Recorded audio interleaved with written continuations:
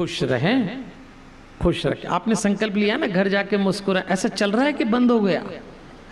अरे आपने तो कसम खाई थी कि आज घर जाती पत्नी पति को देख के और पति पत्नी को देख के क्या करेगा, जरा मुस्कुरा। आप तो ऐसे बोल रहे हैं जैसे, देखो मेरी समिति वालों से बात हो गई है, आपको जानकारी दे दूं, हमारी बात हुई है समिति वालों से। आज सुबह ही हमको सब लोग मिले तो हमने उनसे निवेदन किया है आप निश्चिंत हो जाओ। अब ये तय हुआ है कथा में जो जो भी मुस्कुराएगा उसका वीडियो में फोटो आएगा, और मुस्कुराने वाले को अरे ताली तो अब बजाना। समिति वालों ने हमसे कहा है कि आज से कथा में जो जो भी मुस्कुराएगा उसको बाहर निकलने पे प्रसाद के साथ 500 रुपये का नोट दिया जाएगा। अब बजाओ ताली, अब बजाइए ताली। 500 रुपये के नाम पे क्या खिलखिलाए हैं चेहरे, कमाल हो गया। मैं आपको एक छोटा सा मंत्र देता हूं देवियों और सज्जनों, आज का विषय संतान है। मैं कई माता पिता को जानता हूं जो अपने बच्चों के कारण आज बहुत चिंताग्रस्त हो गए। आप बताइए, एक वक्त था हमारे देश में बच्चे बड़े होते थे तो माँ का मुखड़ा खिल जाता था, बाप की छाती चौड़ी हो जाती थी। और आज एक समय ऐसा आया कि बच्चों को बड़ा होता देखकर बाप की कमर झुक गई, माँ की आंख के नीचे काली झाई आ गई। अपने ही बच्चों को बड़ा होता देख के माँ बाप डर गए, चिंतित हो गए। हमसे कहते हैं ऐसा क्यों है? आपकी चिंता पूरे ग्रह को, पूरे घर को हिला देगी, चिंता मत पालिए। इसलिए हम तो कहते हैं नियम बना लीजिए, अपने घर में प्रवेश करेंगे तो मुस्कुराएंगे, अपने घर से बाहर जाएंगे तो मुस्कुराएंगे। आज कैसा कर लिया हमने हमारा घर, आज हमारे घर में कोई मेंबर उदास होता है तो कोई किसी को पूछता तक नहीं है, कोई नहीं पूछता। हाँ आप देखना, माँ उदास है, बच्चे जानना ही नहीं चाहते माँ क्यों उदास है। पिता उदास है, कोई नहीं जान। पत्नी उदास है, पति को मालूम नहीं पड़ता। पति उदास है, पत्नी को मालूम नहीं पड़ता।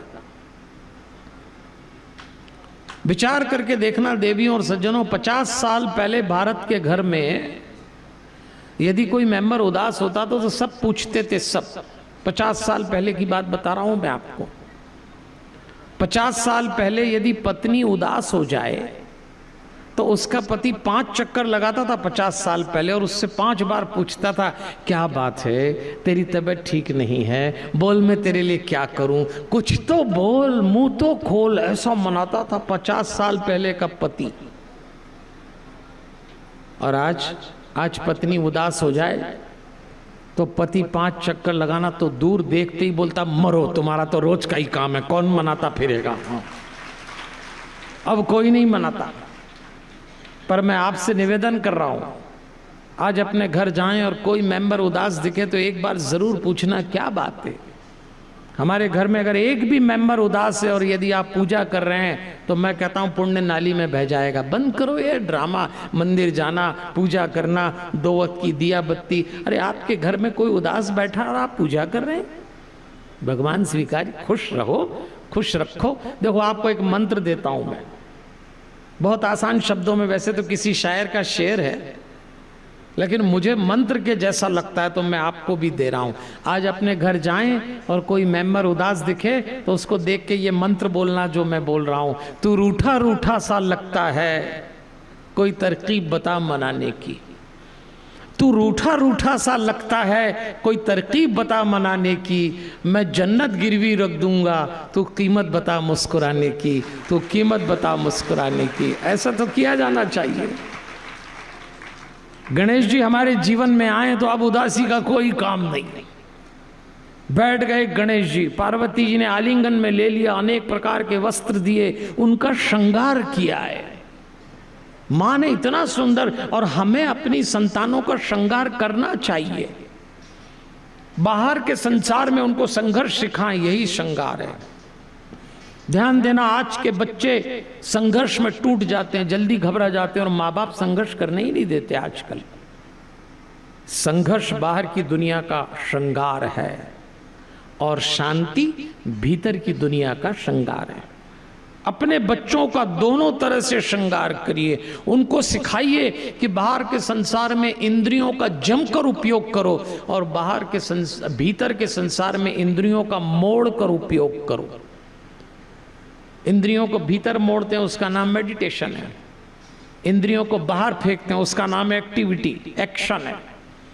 खूब बाहर की भी दुनिया जीतना है पर भीतर बहुत शांत रहना है, यही फर्क है। इसलिए अपने बच्चों के साथ मैं निवेदन करूंगा, रोज सोने के पहले और उठने के बाद सांस का अभ्यास बच्चों को जरूर कराइए। बस उनको इतना कहिए, चलो गहरी सांस लो और गहरी सांस छोड़ो, धीरे धीरे उनको अभ्यास होने लग जाएगा। पर बच्चों को गहरी सांस से जोड़ने की जिम्मेदारी आपकी है। देखो, मेडिकल साइंस कहता है आपने कितनी सांस ली। आपकी तबीयत खराब हो तो डॉक्टर क्या देखता है? नब्ज देखता है, वो स्टेथो छाती पे लगा के आपकी सांस की गति पकड़ता है मेडिकल साइंस, और वो ये जानता है कि आपने कितनी सांस ली, इसलिए आप बीमार होंगे या ठीक होंगे। पर अध्यात्म कहता है आपने कितने अवसरों पे सांस नहीं ली, यहीं से आपका आंतरिक स्वास्थ्य आएगा। इसलिए हर सांस को धीरे धीरे भीतर लाओ, धीरे धीरे बाहर ले जाओ। आशीर्वाद देते हैं माता पिता और गणेश जी को तैयार करते हैं। हम भी अपनी संतानों को गणेश की तरह शुभ विवेक से जागृत करें। हमारे बच्चों का अगर विवेक न जागा तो प्रतिस्पर्धा के युग में वो पागल हो जाएंगे। आजकल इतना कंपटीशन है, माँ बाप बच्चों को सिखा रहे हैं, बच्चे पता नहीं क्या क्या सोच रहे हैं, और आदमी देखा देखी में ही। देखो आप, वो उस स्कूल में पढ़ रहा था, हमारे बच्चे वो ऐसा कर रहे हैं तो हम ऐसा कर रहे हैं। उनने शादी में 4 मिठाई बनाई, हम 5 बनाएंगे। उनके पास ये गाड़ी, हमारे पास कब तक ये सब करेंगे? ये ठीक नहीं है। देखो, हमारे पहचान का एक आदमी मांगीलाल नाम का, वो और उसके 3 दोस्त एक दफ्तर में नौकरी करते हैं। कहानी ध्यान से सुनना आप। चारों दोस्त एक मल्टीनेशनल कंपनी में नौकरी करते, 20वीं मंजिल पे उनका दफ्तर था। उनमें से एक अमेरिकन था, उनमें से एक ब्रिटेन का था, उनमें से एक जापान का था और मांगीलाल हिंदुस्तान का था। उन चारों की एक ही प्रॉब्लम थी कि उनकी घरवालियां उनके लंच बॉक्स में रोज रोज एक ही खाना रख देती। अमेरिकन ने कहा रोज रोज मेरी वाइफ पिज़्ज़ा रख देती है। जापान वाले ने कहा रोज रोज नूडल भर देती है। ब्रिटेन वाले ने कहा रोज रोज आमलेट रखती है। मांगीलाल ने कहा रोज रोज दाल रोटी रखती। चारों ने फैसला किया अगर कल भी हमारे लंच बॉक्स में ऐसा ही निकला तो अपन लोग 20वीं मंजिल से कूद जाएंगे, मर जाएंगे। तय हो गया। अगले दिन ऑफिस पहुंचे, चारों ने लंच बॉक्स खोला, अमेरिकन में पिज़्ज़ा निकल आया, ब्रिटेन वाले में आमलेट निकल आया, जापान वाले में नूडल निकल आए, इसकी दाल रोटी निकली। चारों ने हाथ पकड़े, कूद गए, 20वीं मंजिल से कूदे, नीचे गिरे, धड़ाम, मरे तो नहीं पर हाथ पैर टूट गए, अस्पताल में भर्ती हो गए। इनकी पत्नियों को सूचना दी, दौड़ी चली आई। अमेरिकन ने देखा पति बिस्तर पे पड़ा है, अरे लानत है, कभी जीवन में दोबारा पिज़्ज़ा नहीं बनाऊंगी, जल्दी ठीक होके घर आ जाओ। जापान वाली ने भी कसम खाई अब कभी नूडल नहीं बनाऊंगी, ठीक होके घर आ जाओ। ब्रिटेन वाली ने कहा अब तो आमलेट का नाम ही नहीं लूंगी, तुम तो जल्दी ठीक होके आ जाओ। लेकिन उन तीनों रोती हुई पत्नियों ने देखा कि टांग तो मांगीलाल की भी टूटी थी, बंधी पड़ी थी, पर मांगीलाल की पत्नी चंचला रो भी नहीं रही और सामने बैठ के अपने पति को देख रही। इन तीनों ने कहा हमारे पतियों की टांग टूट गई, हमने तय कर लिया न पिज़्ज़ा न नूडल बनाएंगे, न कभी आमलेट बनाएंगे, पर टांग तो तेरे पति की भी टूटी है और तू रो भी नहीं रही, तू इनको देख रही है। तब चंचला ने कहा यही तो देख रही हूं कि अपना लंच बॉक्स तो ये खुद बनाते थे, फिर क्यों कूद गए?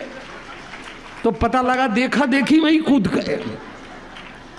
ये हम लोगों की आदत हो गई है, देखा देखी। क्यों? विवेक जागृत नहीं है। कब तक इन बच्चों को ये सिखाएंगे? आप इनको विवेक जगाओ। आपके पास अपनी मौलिक प्रतिभा है, प्रतिस्पर्धा होगी, कंपटीशन होगा, पर पागलपन नहीं होना चाहिए, प्रतिद्वंद्विता नहीं होना चाहिए। शत्रु मत बनो एक दूसरे के, घर में भाई भाई के बीच में, पति पत्नी के बीच में। इसलिए आज गणेश जी उपस्थित होकर कथा में कहते हैं भाई अपना विवेक जगाओ। सबने आशीर्वाद दिया, पुत्र तुम धन्य हो, तुम कृतकृत्य हो, तुम सबके पूज्य होगे, सब देवताओं के पूजित होकर तुम दुख से वर्जित होगे। तुम्हारे मुंह में जो सिंदूर दिखता है गणेश, इससे तुम्हारे सारे लोग इस रूप को देख के आनंदित होंगे। शिव जी ने गोद में बैठाया और कहा ये मेरा दूसरा पुत्र मेरे जीवन में आ गया।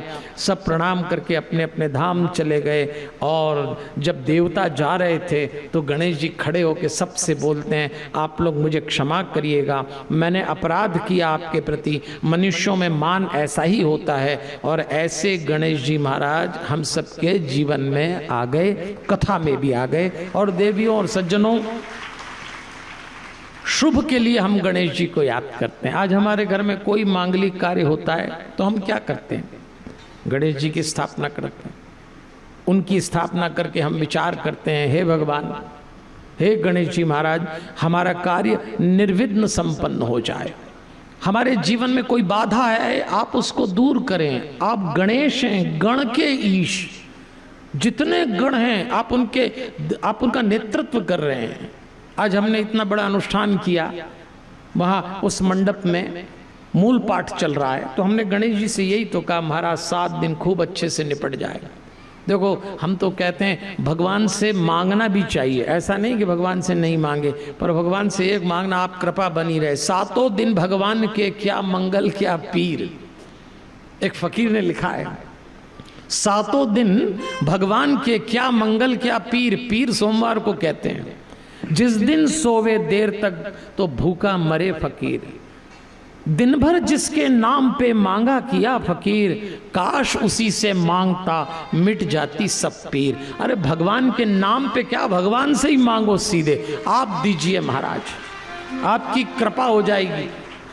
और देखो आप गणेश जी जैसी फकीरी, हनुमान जी जैसी फकीरी, कार्तिकेय जैसी, ये तीनों संतानें हमारी संतानों के भीतर उतरे।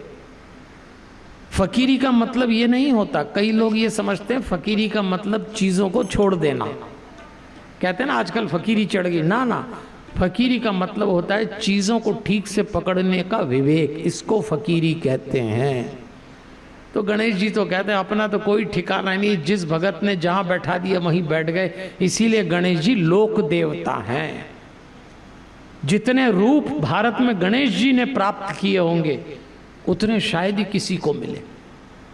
अब गणेश उत्सव में देखते हैं ना कैसे कैसे गणेश जी बना देते। कोई मोटरसाइकिल पे ही बैठा देता है गणेश जी को, कोई साइकिल पे बैठा देता, कोई AK-47 पकड़ा देता है आतंकवाद के विरुद्ध। गणेश जी बेचारे सब स्वीकार कर लेते हैं, इतने रूप बनाए, मस्त फकीरी है। आइए गणेश जी को याद करते आगे चले, क्योंकि अब संतान बड़ी होती तो क्या होता है, पढ़ा लिखा दिया आपने, उसके बाद शादी की चिंता। बच्चों की शादी कोई आसान काम है। अब देखो शिव जी और पार्वती जी अब अपने बच्चों की शादी की चिंता करेंगे। आइए इस भजन के साथ चलते हैं, चलिए। 7 दिन भगवान के क्या मंगल क्या पीर, जिस दिन सोवे देर तक तो भूखा मरे फकीर। तो दिन भर जिसके नाम पर मांगा किया फकीर, काश उसी से मांगता तो मिट जाती सब पीर, मिट जाती सब पीर।